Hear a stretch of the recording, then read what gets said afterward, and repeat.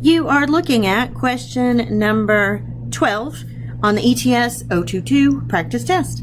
All right, so this is just using exponents rules. One thing that I tell students and have for years, and also teachers, is that teaching the quote-unquote rules is not at all helpful because they forget the rules. They're easy to remember, easy to misremember. And so one thing that I've learned is have them expand. Okay, and by that what I mean is first I do go looking for outside negative exponents. See how that's a negative exponent? So we go ahead and change that, and just know that you have a numerator and a denominator, and in an expression part of the expression, or every part of the expression is in one of the two places. Even if it's like 5 times 2/5, this 5 is in the numerator because it's over 1.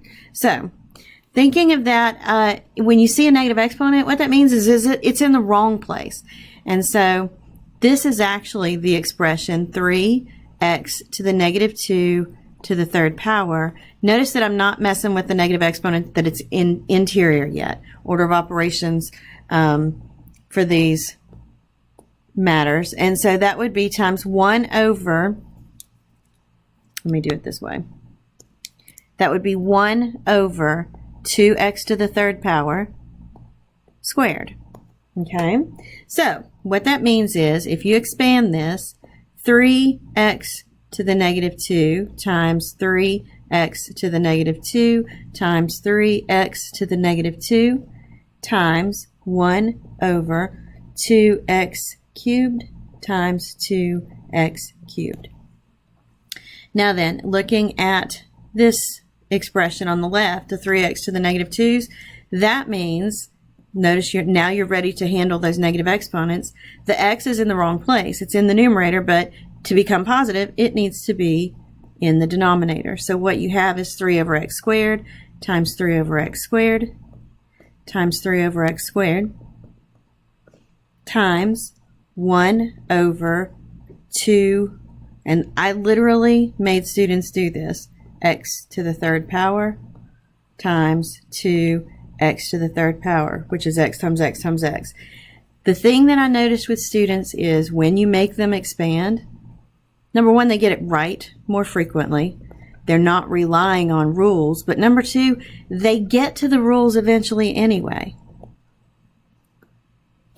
We can go ahead and simplify this one if we wanted to. That's 2 times 2, which is 4. And now, x times x times x times x times x times x is x to the 6th power. You know what?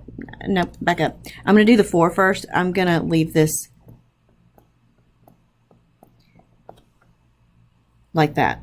And the reason I'm going to is now you can just do all the numerators. 3 times 3 times 3 times 1 is 27. Over, now, I've got the constant 4 is the only constant, and then 1, 2, 3, 4, 5, 6, 8, 9, 10, 11, 12 total x's. So it's over 4x to the 12th power. And so, come back. 27 over 4x to the 12th power is option D.